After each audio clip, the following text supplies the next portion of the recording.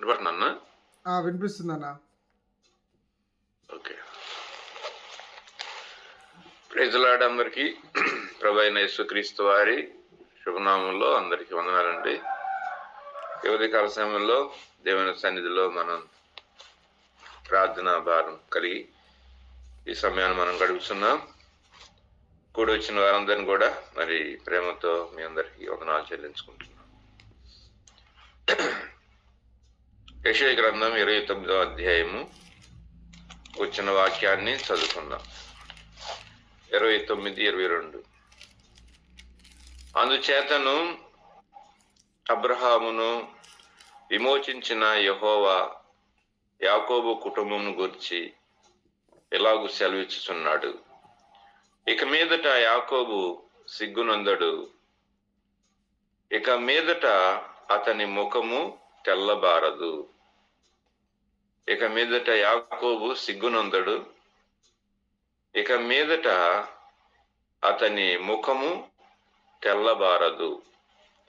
అతని సంతానపు వారు తమ మధ్య నేను చేయబో కార్యం చూసినప్పుడు నా నామమును పరిశుద్ధపరుచుదురు.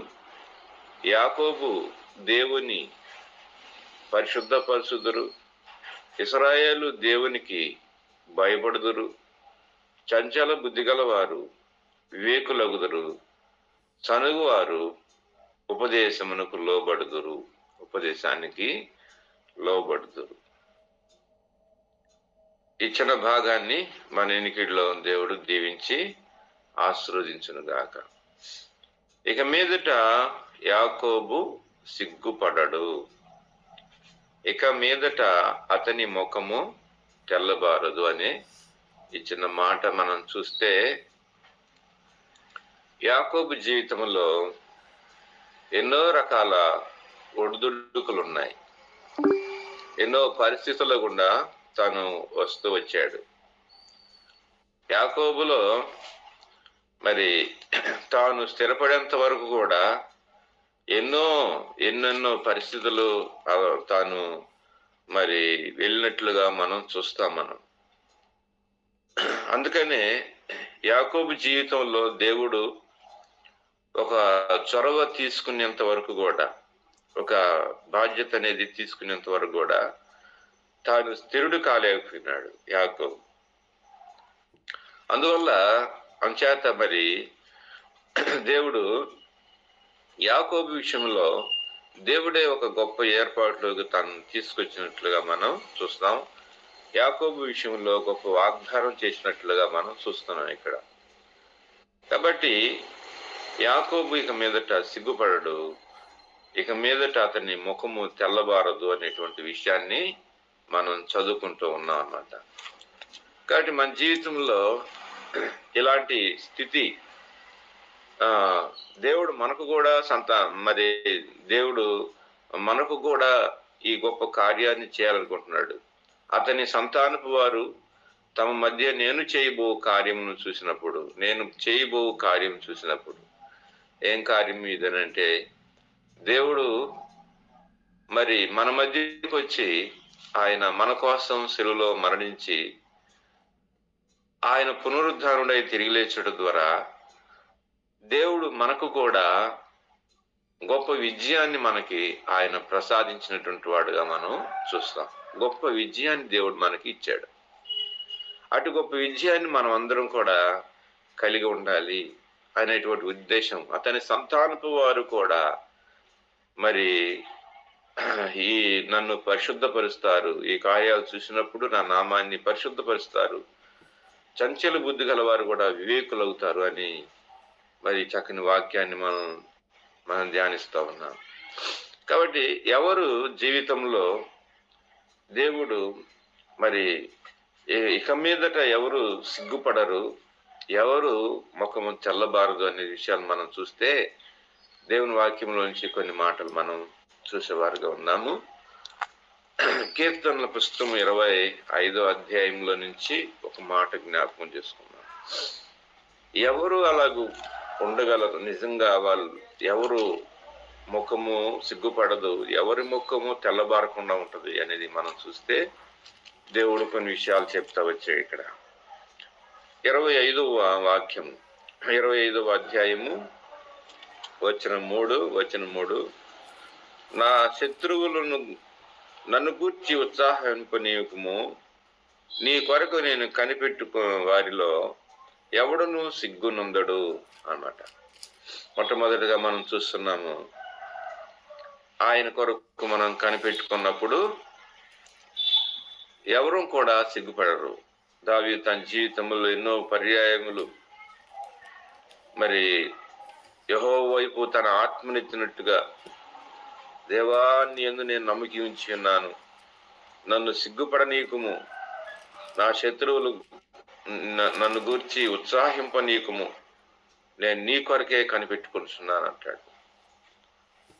దావీదు జనసంఖ్యను లెక్కబెట్టినప్పుడు అది దేవుడు చెప్పిన విధానం కాదు కాబట్టి, మరి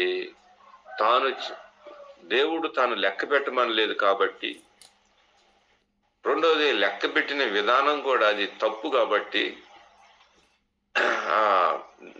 లెక్క పెట్టే వేరే ఉంది ఒకటి, లెక్క పెట్టే విధానం వేరొకటి ఉంది.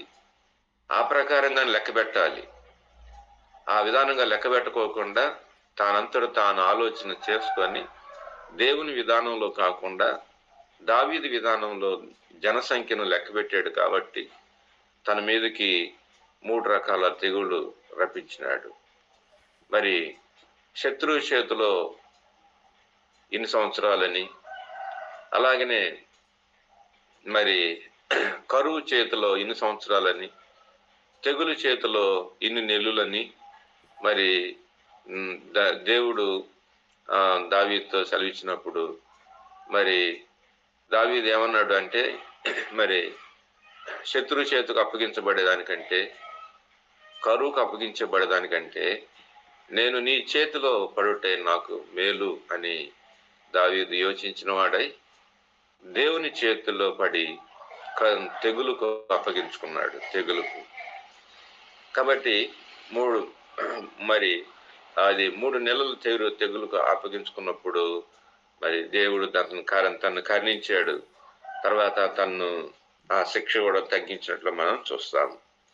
అలాగనే ఇక్కడ అంటున్నాడు, దావీదు అంటాడు, ఏమంటున్నాడంటే, నీ కొరకు కనిపెట్టుకుని వారిలో ఎవడును సిగ్గునందడు అన్నాడు.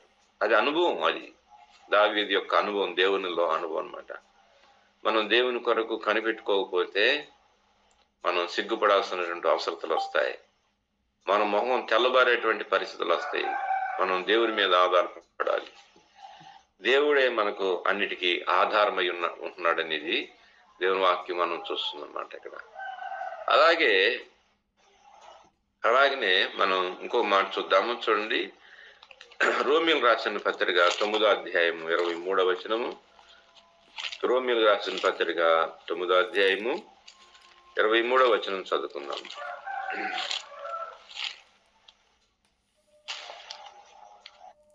9వ అధ్యాయము 23వ వాక్యం చదువుకుందాం.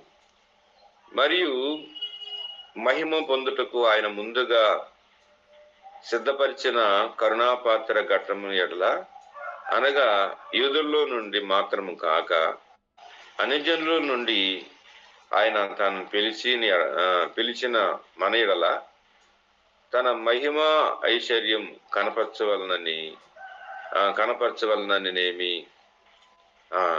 కనపరచవలననేమి అంటాడు. అంటే ఇంకో 33వ వచనం, ఇదిగో నేను అడ్డుబండను సియోన్లో నుండి స్థాపించుచున్నాను, ఆయన యందు విశ్వాసం ఉంచువాడు సిగ్గుపడడు. చూసావా 33వ వచనంలో, ఇదిగో నేను అడ్డుబండను సియోనులో స్థాపించుచున్నాను, ఆయన యందు విశ్వాసం ఉంచువాడు సిగ్గుపడడు అన్నమాట. అడ్డురాయి అడ్డుబండ మన ప్రభువైన యేసుక్రీస్తు వారే. కాబట్టి ఆయన యందు విశ్వాసం ఉంచిన వారెవరో, విశ్వసించే వారెవరో ఖచ్చితంగా వారు సిగ్గుపడరు. అంతే. దేవుడు అంత గొప్ప విజయాన్ని ప్రకటన చేసేవాడు. దేవుని యందు విశ్వాసం ఉంచేటువంటి వారు సిగ్గుపడరు అన్నమాట. సిగ్గుపడరు. సిగ్గుపడాల్సినటువంటి అవసరతలు రావు. మనం ఆయన మీద ఆధారపడినప్పుడు, మనం ఆయన మీద ఆనుకున్నప్పుడు, ఆయన మీదే మన నమ్మకమును పెంచుకున్నప్పుడు మనం ఎట్టి పరిస్థితుల్లో కూడా సిగ్గుపడాల్సినటువంటి అవసరత ఉండదు అనేది ఇక్కడ జ్ఞాపకం చేసుకుంటున్నాం. అలానే మరొక పదం చూద్దాము. కీర్తనలో 119 వాక్యం చదువుకుందాం. కీర్తన 119 చదువుకుందాం. 6వ వచనం చదువుతాం. 6వ వచనం, నీ ఆజ్ఞలను నేను లక్ష్య పెట్టినప్పుడు నాకు అవమానము కలగనేరదు. చూడండి ఎంత చక్కగా రాశాడు. నీ ఆజ్ఞలను నేను లక్ష్యం చేయనప్పుడు నాకు అవమానం కలగనేరదు అంటాడనమాట. అంటే దేవుని మాట మీద, ఇక్కడ ఆజ్ఞలు అంటే దేవుడు ఏదైతే చెప్పాడో ఆ మాట మీద దావీదు తను ఆనుకుంటున్నాడు అన్నమాట. దావీదు తన లక్ష్యం చేశాడు. లోకంలో ఎన్నో పాపానికి సాధనాలు ఉన్నాయి, మరి ఎన్నో విషయాలకు దారులుండి తోవలుండి, అయితే వాటి మీద తన మనసు ఉంచుకోకుండా దేవుని ఆజ్ఞల మీద ఆధారపడుతున్నాడు. దేవుని ఆజ్ఞ మీద, దేవుని మాట ఇచ్చాడు, దేవుడు ఇచ్చిన మాట మీద తాను ఆధారపడుతున్నాడు అన్నమాట. తాను ఆధారపడుతున్నట్లు మనం చూస్తున్నామట. కాబట్టి మరి ఈ 119వ కీర్తన మరి ఎజ్రా రాశారని ఒక క్రమం కలదు. వాస్తవం. ఎందుకంటే ఎజ్రా దేవుని వాక్యాన్ని గణపరిచాడు, దేవుని మాటలు గణపరిచాడు, దేవుడి మాటలను ప్రజలకు వినిపించాడు, దేవుని మాట ప్రకారంగా ప్రజలు కట్టుబడేటట్లుగా చేశాడు. వాస్తవమే అన్నమాట, నిజమే. కాబట్టి ఈ యొక్క మరి అందుకని అన్నాడు, నీ ఆజ్ఞలు మేము పాటించాం, అందుకనే మమ్మల్ని అవమానకరమైనటువంటి పరిస్థితులు మా నుండి నువ్వు తొలగించేవు దేవా అని మరి ఎజ్రా గారు రాస్తున్నారు ఈ మాటలు. నిజమే, వాస్తవమే. మన జీవితంలో దేవుని మాట ఎప్పుడైతే మన హృదయాల్లో స్థిరంగా దాచిపెట్టుకుంటామో అప్పుడు మనం సిగ్గుపడాల్సినటువంటి ఆ పరిస్థితులు, అవి అవమానకరమైనటువంటి పరిస్థితులు తొలగిపోతాయి. కాబట్టి మరి ఎజ్రా మరి యెరూషలేములో ఆ దేవాలయము కట్టబడే విధానంలో, తర్వాత ఆ ప్రహరీలు కట్టబడే విధానంలో, మరి అక్కడ దేవుని వాక్యం మరలా తిరిగి వారికి బోధించే విధానంలో వారి పొందిన అవమానాలు ఇన్ని కావు, ఎన్నో అవమానాలు పొందారు వాళ్ళు, భయంకరమైన అవమానం పొందారు వాళ్ళు. అయితే దేవుని మాట మీద వారు నిలబడ్డారు. లాస్ట్లో చివరికి వచ్చేపాటికి, అయ్యా నీ మాట మాకు కావాలి, నీ ఆజ్ఞ మాకు కావాలి, నువ్వు చెప్పినట్లుగా మేము చేస్తామని వారు తిరిగి వాళ్ళు ఆ మాట అందుకని దేవుడు వారిని ఆజ్ఞల మీద లక్ష్యం పెట్టుకున్నారు. కాబట్టి దేవుడు వారికి సహకారిగా ఉండి వారిని అవమానకరమైనటువంటి పరిస్థితుల్లో నుంచి వారిని దాటింప చేసినట్లుగా మనం చూస్తాం అన్నమాట. తర్వాత యెషయా గ్రంథం 50వ అధ్యాయం 7వ వచనంలో ఒక మాట చదువుతున్నాం. యెషయా గ్రంథం 50వ అధ్యాయం 7వ వచనంలో ఒక మాట చదువుతున్నాం. యెషయా గ్రంథం 57వ వచనంలో 6వ వచనం కూడా చదువుతాను. కొట్టువారికి నీవు వీపును అప్పగించితివి, వెంట్రుకలను పెరిగివేయ వారికి చెంపలను అప్పగించితివి, ఉమ్మివేయ వారికి ఆ అవమానపరచు వారికి నా ముఖమును నేను దాచుకొనలేదు. ప్రభువు యెహోవా నాకు సహాయుడై ఉన్నాడు, నేను సిగ్గుపడను. ఇవన్నీ ఎలా చేయగలుగుతూ వచ్చారు మరి ఇది ప్రభువుని గురించినటువంటి ప్రవచనం. అది ప్రభు శిలువను గురించినటువంటి ప్రవచనం అన్నమాట. ప్రభు మరి ఇలాంటి అవమానకరమైన పరిస్థితి ఎలా తట్టుకున్నాడు అనేది మనం చూస్తే నిజంగా అది మనకి ఊహకు అందనటువంటి విషయం ఇది అన్నమాట. మన మనస్సుకు పట్టదు అన్నమాట. కొట్టువారికి వీపిచ్చాడు, వెంట్రుకలు పెరిగే వారికి చెంపలు అప్పగించాడు, ఉమ్మివే వారికి ముఖం ఇచ్చాడు. ముఖాన్ని దాచుకోలేకపోయినాడు. అయితే ఇవన్నీ ప్రభువా నువ్వు ఎలా చేయగలిగావు అని మనం ప్రభుని అడిగితే ప్రభు ఒక మాట అంటున్నాడు, ప్రభువు యెహోవా నాకు సహాయుడు కనుక నేను ఆ రోజు సిగ్గుపడలేదు. ఆ రోజు నేను సిగ్గుని ఎరిగి నా ముఖమును చెక్కుముక్కు రాతి వల్లే నేను చేసుకుంటుని అంటాడు. చెక్కుముక్కు రాతి వల్ల నేను చేసుకున్నాను. చెక్కు చెదరకుండా అలా ఉన్నాను అంతే. ఆ రోజు నేనేం చెక్కు చెదరలేదు. నేను అలాగనే ఎంట్రుకలు పెరిగే వారికి, మరి ఉమ్మి వేసే వారికి, మరి వీపున పిడిగుద్దులు గుద్దే వారికి మరి మరి అలాగూ ఉన్నాడనమాట. అది ఎలాగూ సాధ్యమైందంటే అది మనం చెప్పలేము, అది వర్ణించలేము. అందుకే ప్రభువుకు నాకు సహాయం, ఆయనే నాకు సహాయం చేశాడు ఆ దినాన. కాబట్టి మనం అలా చేసేవారిని ఒకటైనా ఒప్పుకుంటామా? ఒప్పుకోలేము. కాబట్టి ప్రభు అలాగూ ఎందుకు ఓర్చుకోగలుగుతూ వచ్చాడు అనేదంటే, ఆయన ఆ రోజు ఎందుకు అలాగూ సిగ్గుపడలేదు అని అంటే, ప్రభు నాకు సహాయుడిగా ఉన్నాడు కాబట్టి నేను సిగ్గుపడలేదు అని అంటాడు ఇక్కడ. కాబట్టి ప్రభు మనకు సహాయపడితే, మనకు సహకారిగా ఉంటే మనం సిగ్గుపడం. మనం ప్రభు మనకు సహకారిగా ఉంటే సిగ్గుపడం. చాలా సార్లు సువార్తకు రావాలంటే, మరి ప్రభు పరిచర్యలో పాల్పంపులు పొందాలంటే సిగ్గు, అవమానం. ఎందుకు సిగ్గు నీకు అంటే, ప్రభు నీతో లేడు, అందుకు సిగ్గుపడుతున్నావు. ప్రభు నీతో లేడు, ప్రభు నీకు సహకారిగా లేడు. ప్రభు ఎవరికి సహకారిగా ఉండడో వాళ్ళు సిగ్గుపడతారండి. సిగ్గుపడే పరిస్థితులు ఎక్కువ. వాళ్ళకి సిగ్గు, ప్రార్థన చేయాలన్నా కూడా సిగ్గే, స్వార్థగా పోవాలన్నా సిగ్గే. మరి ఏది చేయాలన్నా కానీ ప్రభు దేవునికి సంబంధించినటువంటి వాటిలో మనం ఇది చేద్దామనంటే ఒప్పుకోరు. సిగ్గు వాళ్ళకి సిగ్గు బిడియం ఎక్కువ అనమాట.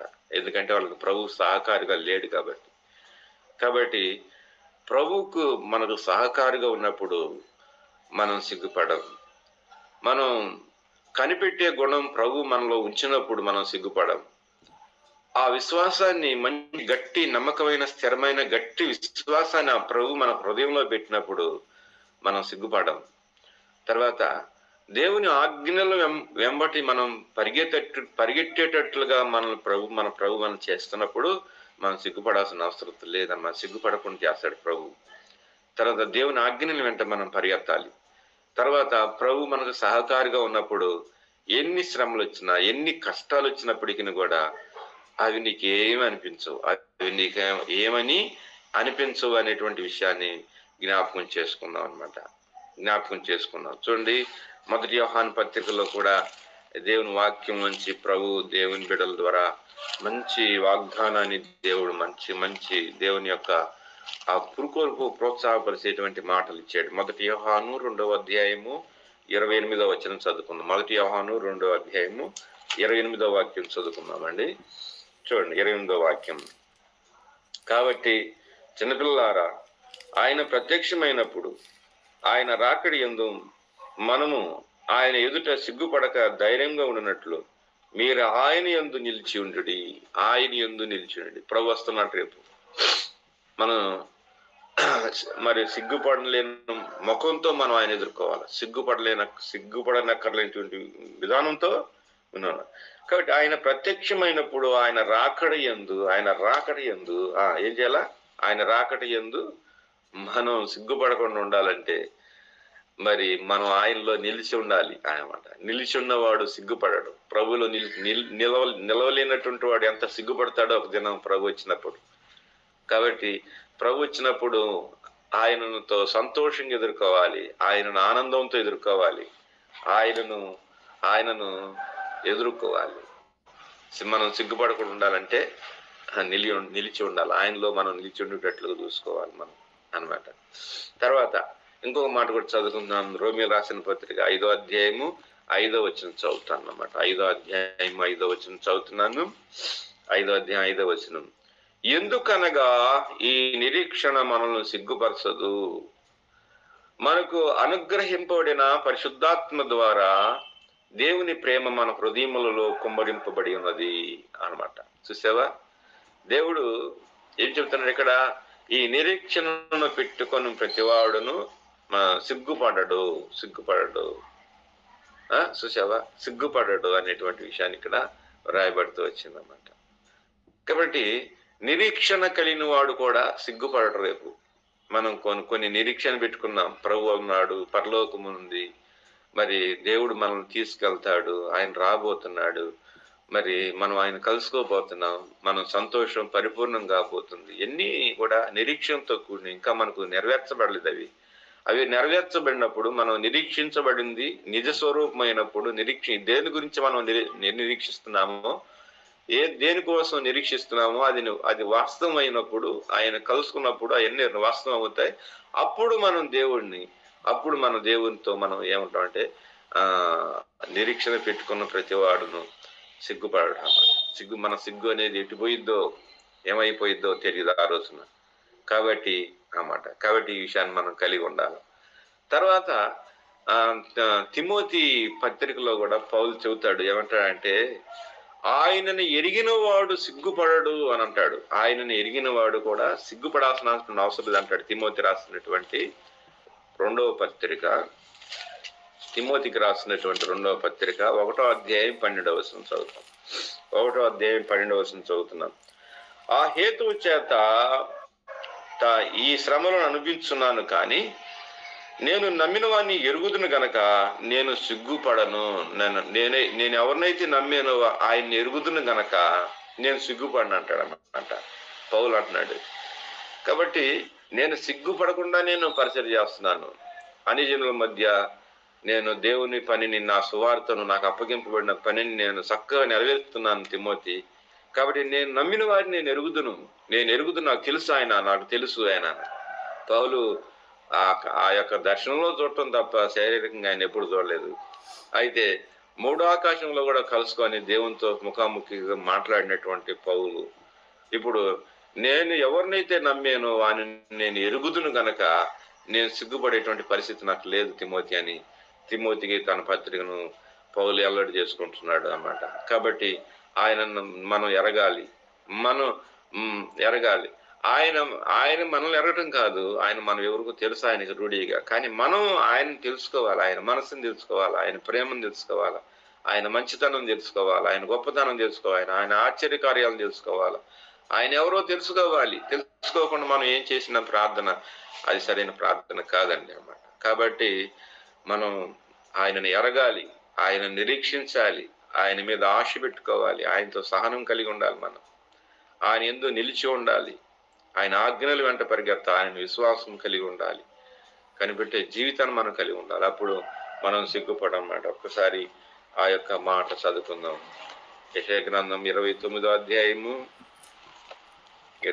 అధ్యాయంలో నుంచి ఈ మాట మనం మరోసారి చదువుదాం. 22వ వచనం. అందుచేతను అబ్రహాము విమోచించిన యెహోవా యాకోబు కుటుంబాన్ని గురించి రాగు సెలవిస్తున్నాడు. ఇక మీదట యాకోబు సిగ్గుపడడు, ఇక మీదట అతని ముఖము తెల్లబడదు. దేవుడు అటు గొప్ప ఆశీర్వాదం మనకు మన ప్రార్థన టీం వారికి దేవుడు ఇంత గొప్ప అభయాన్ని ఇచ్చి దేవుడు మనం అందరిని దీవించి ఆశీర్వదించును గాక. ఈ ఉదయకాల ప్రార్థనలు మనం దీవించి దేవుడు సఫలం చేయను గాక. ప్రైజ్ లార్డ్ అందరికీ ప్రైజ్ లార్డ్. థాంక్యూ.